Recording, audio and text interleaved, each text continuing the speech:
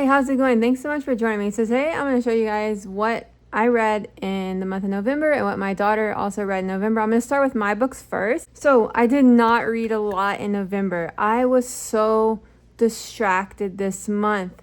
I think it's because the holidays are coming up or they are here, and I have like some stuff that I'm planning, and like I've just been so distracted like mentally and just like with things to do. But I read two really like intriguing, I'm gonna call them, books in the month of November. So even though I only read I read two novels in November, and then I have one picture book to show you guys, and then my daughter's stuff. But okay, let me just like get right in there. So one of the first books that I read was Remarkably Bright Creatures. So at the end of the video, I'm going to share with you guys some of my reading goals for some of the books I plan on buying for 2024 and some hauls that I have coming up. So so I would love for you to hang out till the end if you're interested in hearing me talk about, blab on about some books that I plan on reading in 2024.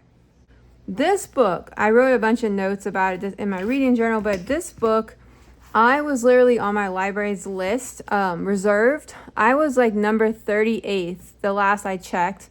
And I just, like, I had a really bad day, and I was like, I just feel like going, like, Barnes & Noble's my closest bookstore. Half Price Books is my favorite near me, but Barnes & Noble's is my closest. So I just went to Barnes & Noble's, and I was like, I'm going to buy this book. I bought it. Okay, so let me get to it. So basically, what I knew about this book going into it was that it was about an octopus named Marcellus, and it had something to do with this woman named Tova, and she worked at the aquarium that he was, like, captured at. And so basically her husband died, and so she makes friends with Marcellus, who's like an octopus. So that's basically all I knew about it. He's a giant Pacific octopus, and it's like, it says Marcellus knows more than anyone can imagine, but he wouldn't dream of lifting one of his 8 arms for his human captors until he forms a remarkable friendship with Tova. Ever the detective, Marcellus deduces what happens the night Tova's son disappeared. Okay, so I knew her son disappeared. Like, I'm not going to give too much away, but I'm just going to tell you what I was left with feeling with this book. So this is a hardback, and it's about 350 pages. So I gave it 4 out of 5 stars in my reading journal. Basically, okay, I'm just going to say right away, I loved Marcellus. I loved his insights. I thought, like, the character of Marcellus was very deep. This basically is a book about, like, a little bit about grief. There's a little bit of a mystery to it, with, like, you know, the lead protagonist, who's this like older woman named Tova. I believe she's in her 60s. I believe her son disappeared kind of mysteriously, and the octopus kind of like, well, I mean, he does lead her to find out more about that. I will say right off the bat, I did not connect with the dialogue in this book. So there's like 3 main protagonists. There's Tova, who's like this elderly woman who her son's gone missing, and she ends up working at this aquarium where Marcellus makes it very clear that he was captured. Like, he does not want to be in the aquarium. He feels like a prisoner, and he's like he says, he's captured. I believe he's imprisoned, and he talks about his lifespan, how his lifespan's only 4 years, and it really has this like tone and pacing throughout the novel about his lifespan. Like right here, it's like day 1, 1299 of my captivity, day 1299. So basically, he talks about how he doesn't have much time left on this earth, and he really wants to be free. And so you have, like, the novel takes you with the pacing throughout the whole novel is like, what will happen to Marcellus, and that's basically what kept me interested and kept me loving it. Now, there's another character called Cameron. I'm not going to say like how he's connected, but like they're kind of all connected in a way. And Cameron, I just didn't connect with him as a character. I didn't really connect with Tova either. I did not really connect with any of the human characters, and that's, for me, what makes a book 5 stars. Also, the dialogue I did not connect with. I felt like a lot of the dialogue was kind of like crass. I found Marcellus's insights and his his like internal dialogue, because he doesn't speak to the humans. I found that very believable, very lovable, very likable. I was rooting for him. He was like my like favorite character by 1,000.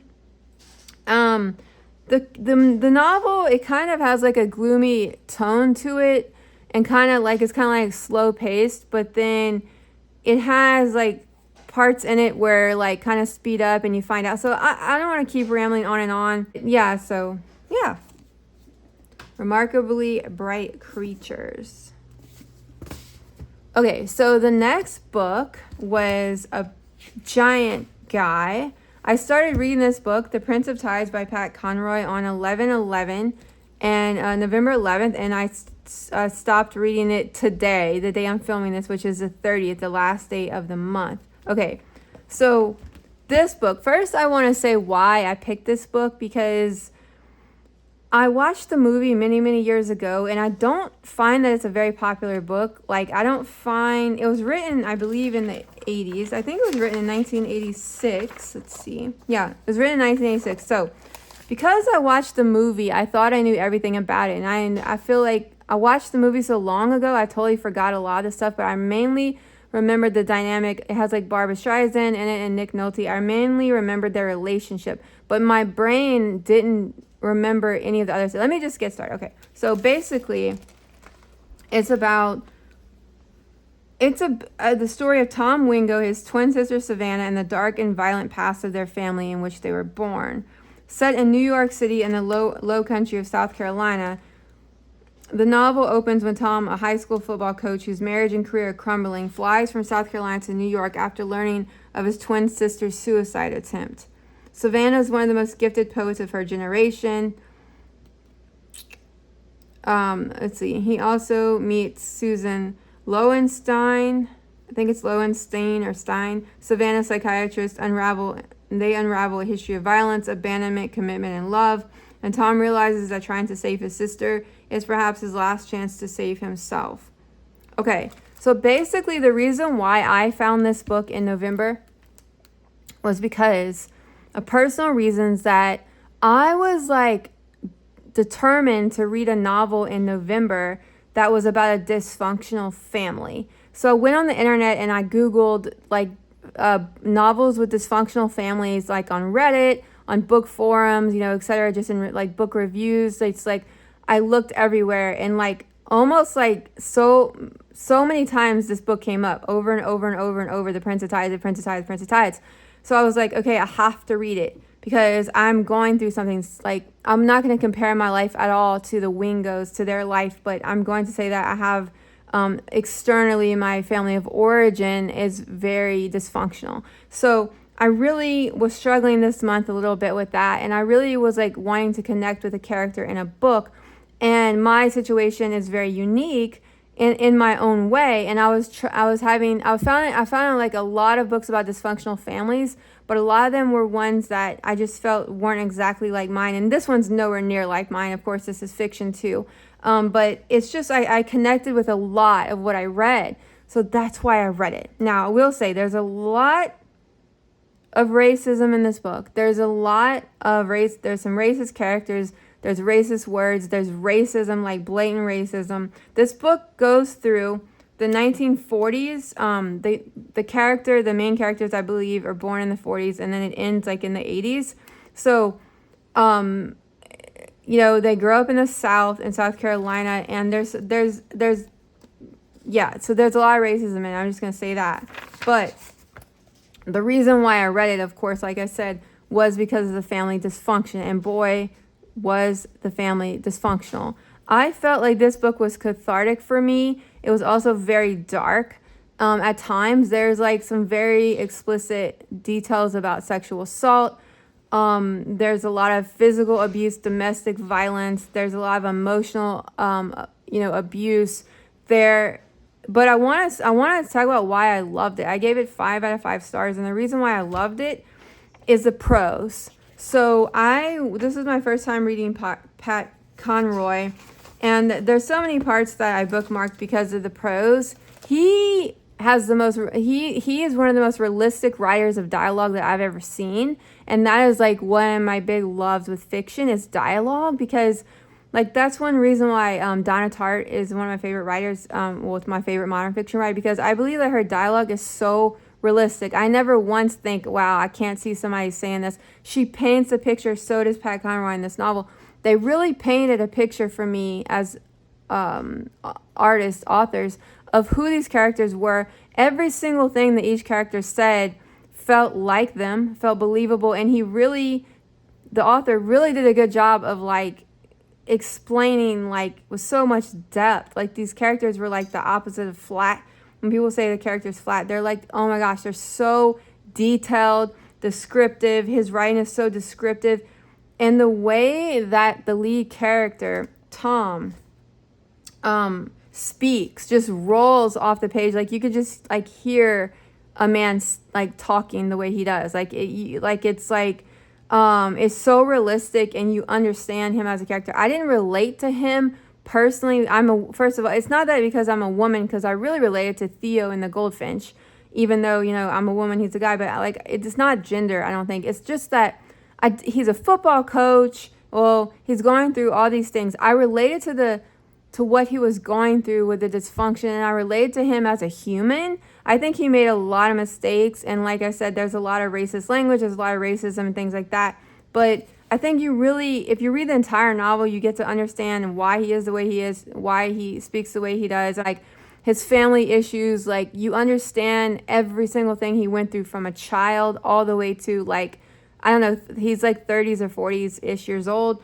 And so his sister, who's his twin sister, who I'm not giving anything away by saying she's going through a lot of mental health issues. It really, really is descriptive, and really is really one of the most profound novels I've ever read, not explaining, but like kind of like showing mental illness as a way of life for some people. And like he really doesn't like sugarcoat anything. And like, okay, his writing is just beautiful. Like the dynamic of the family between him and Tom and his mother, Tom and his father, Tom and his sister, Tom and his brother, Luke, like you get to understand like it's just so rich.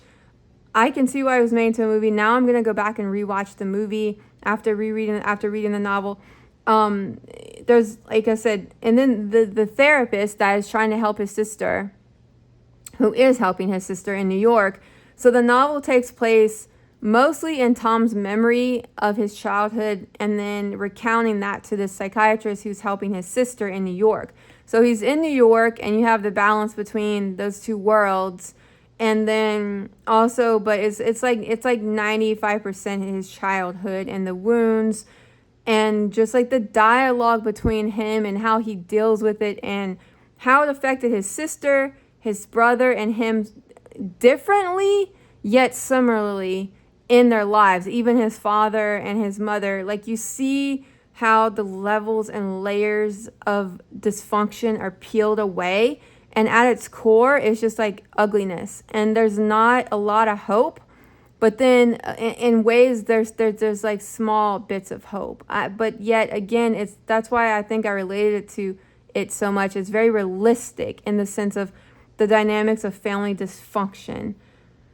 Yeah, and that's another theme in this book, is like the harm of secrets and repression, and like families who cover things up, and that things need to be brought to the light. Like the darkness, you can't hide the darkness. It has to come up, whether it's in therapy or with poetry or with stories or telling other people, confiding in someone, anything.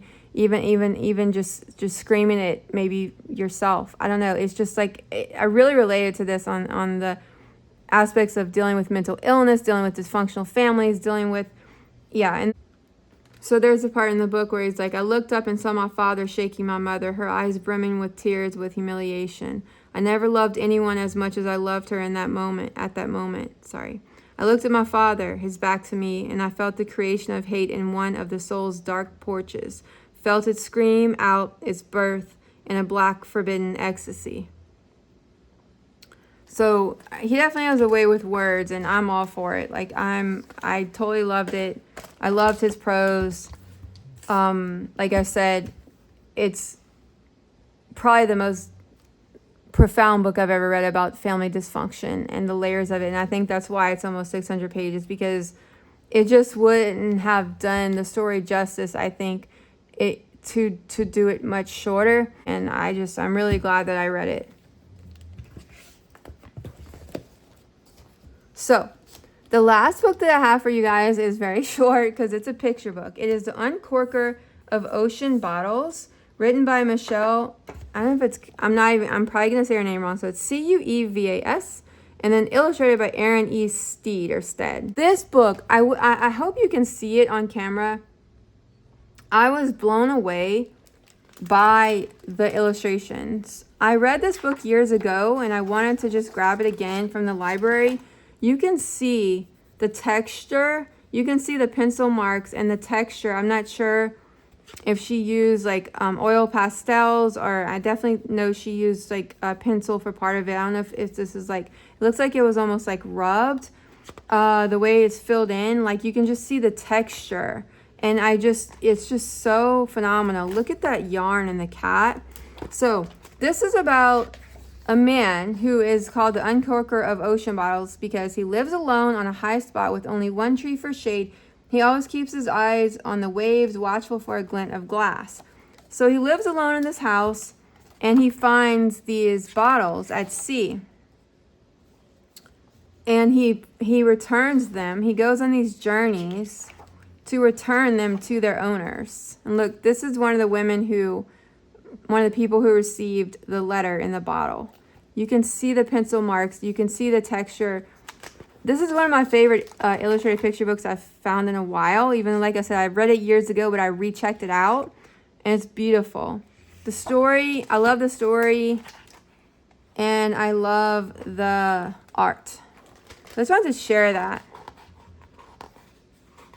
So it's like, while the Uncorker of Ocean Bottles loved his job, he couldn't help but wonder if he would ever receive a letter. Truth be told, each time he opened a bottle, part of him hoped to see his own name winking from the top of the page. So it kind of reminds me a little bit of like the theme, like it kind of has like a little bit of the theme of loneliness, but then, you know, he has his cat. So I'm sorry, he's not completely alone.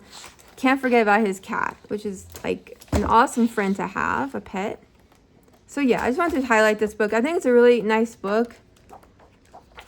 If you guys are interested in checking it out from your library, or yeah.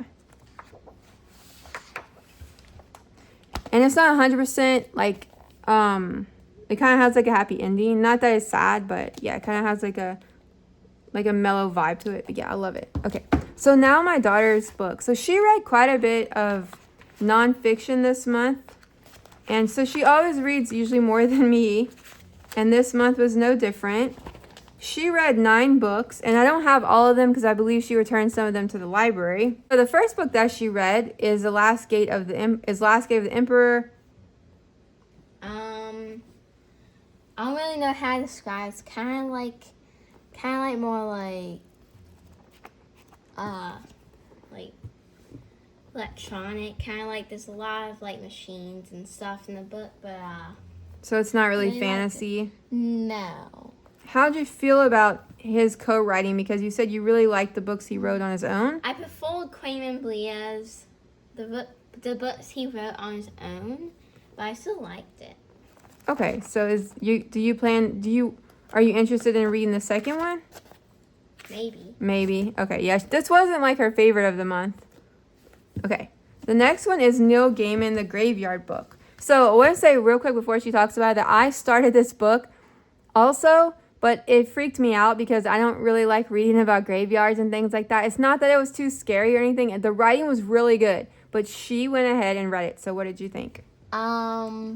Basically it's about this boy, Bob, who lives in a graveyard, and it's mainly about him exploring the graveyard, seeing secrets, and also a little bit about him going out in the world a little bit. So I really liked it. And it kind of used to has a little bit of magic in it because it has like it has like ghosts, and the synopsis is it's this little boy and he's left abandoned. After this guy Jack kills his family. Yeah, and that's that happens right in the beginning, so it's not like a spoiler, right? Yeah. How nobody came to the graveyard. Yeah. And then so the ghosts in the graveyard help raise him. Yes. Yeah. And how'd you feel about Neil Gaiman's writing? It's actually really good. I feel like he's really good at editing. He gets to the point, and it's really good pacing. It's not fluffy. Yeah, it's not flowery or fluffy, and he's just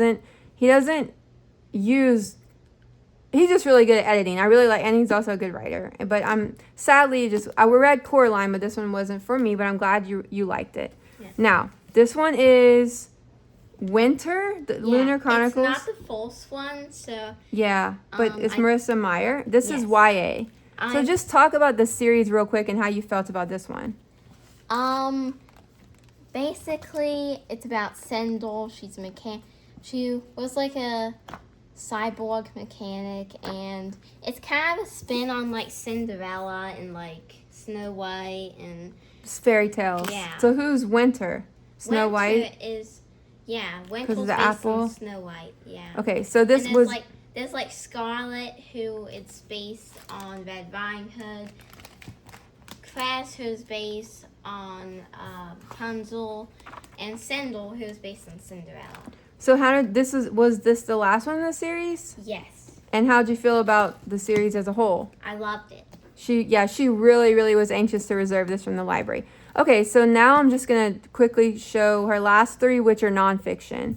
So this one, she was part of our homeschool reading because we're studying American history. It's just a really quick read, the Who HQ, What is the Declaration of Independence, because we're actually studying it right now. It has some photography. Mainly, it's very quick. She read this in like 2 days, I think 2 or 3 days of independent reading, which is like 35 minutes. Okay, now these are kind of fun. I found these at the library, and these are 2 of the books that she read this month. This one is Beast of the Ancient World by DK, is the publisher. And this one is, she really loves like fantasy and things like that. So let's see. It's basically Marcella. Gosh, I am terrible at name. Marcella, Marchella. Ward is the author, and the artwork is by Asia Orlando. I don't know why they put that so tiny right here. DK.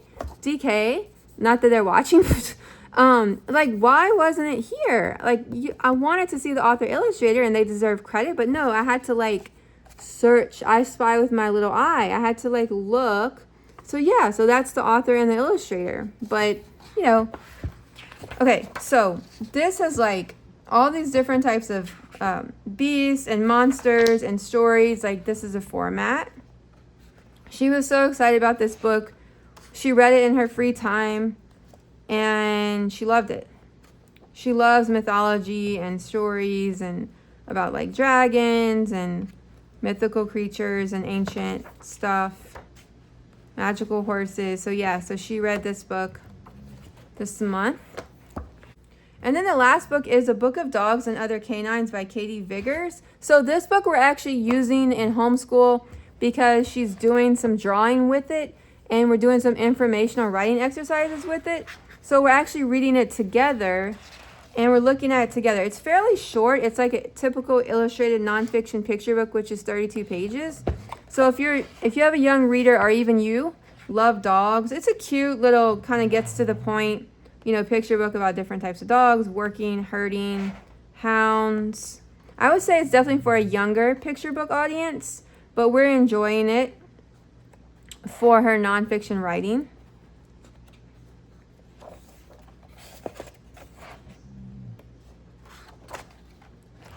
I really was drawn to this book. I saw the cover and I was like, oh, look how cute. I really love the cover.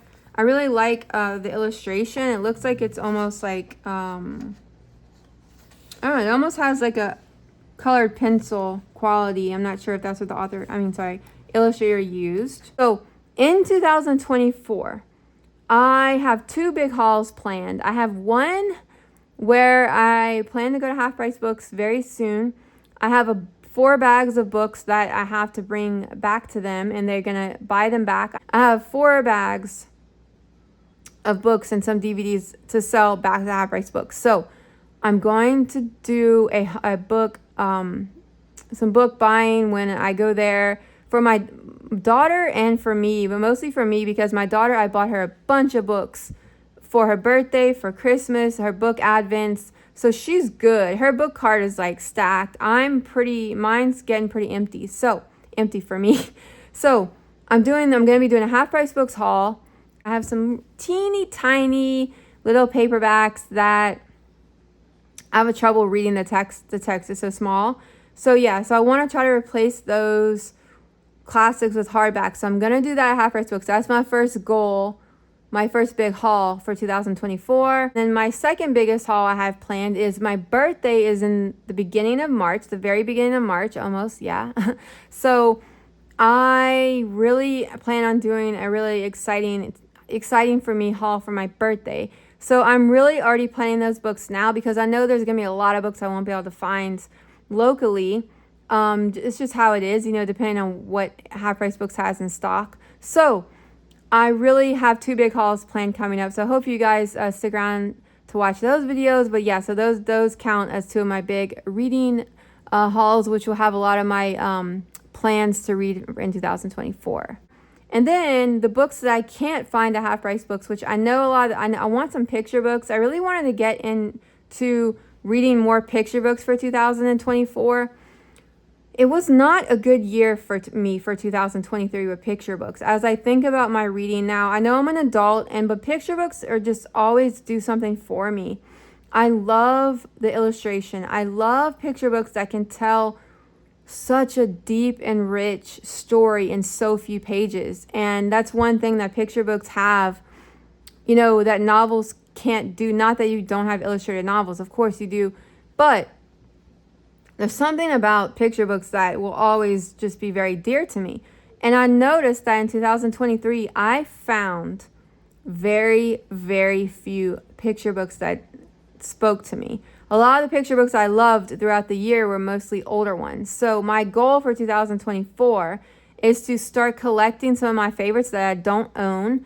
Because there's a lot of picture books I love and I just don't own them because, a lot of them are like $20, $18. It's very expensive to like build your collection of picture books if you can't find them, used or whatever. So like I would go broke buying just picture books, So I really want to just like work on finding them if I can at thrift stores or like just maybe buying them used, like just paying more attention and then like finding new ones. So I want to like really do a lot of reading of picture books at my library. Also, I do a lot of library picture book checkouts. I don't show 90% of them in videos because I just don't like them. And I try to only focus these videos on books that I like and that I think other people would like and enjoy. And I just was not very successful reading. And I'm not talking about picture books that were printed or published in 2023. I'm just talking about like ones that I discovered. Because I also have a very small library near me. I have to reserve a lot of things like from other larger libraries that they request from. Yeah, so my goal of 2024 is read more classics from my shelf that I forgot about or haven't gotten to yet. Read more picture books, find more picture books that are like my just like The Boy, the Mole, the Fox, and the Horse. Oh my gosh, that was just one of my favorite picture books that I discovered in the past 5 years that just blew me away. I want to find more books like that. Not that anything is like that book, but I want to find more picture books that make me just feel this like warm vibe and just have this like kindness, but yet they have this like really cool illustration quality to them. Also, I want to find more new fiction writers like Shelby Van Pelt, also undiscovered authors that were undiscovered to me, like Pat Conroy. I never really even heard of him until I started, like I told you guys, research what I did. I want to read more contemporary fiction also, of course. But yeah, I have a Margaret Atwood month planned because I still have her novels, some of her novels I haven't read. So I'm going to have like a Margaret Atwood month. I want to read more Toni Morrison. I would like to read every Toni Morrison novel. I would like to read every Dickens, but I don't know if that's all going to happen in 2024. Yeah, and my daughter's just still really, really, really enjoying fantasy.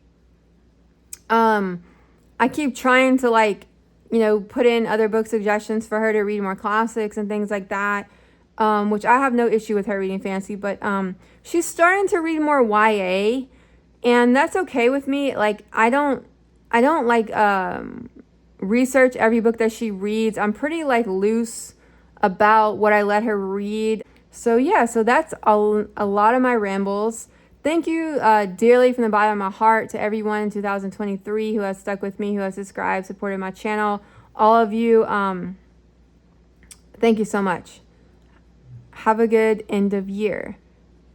Take care. Hope to see you next year. Bye.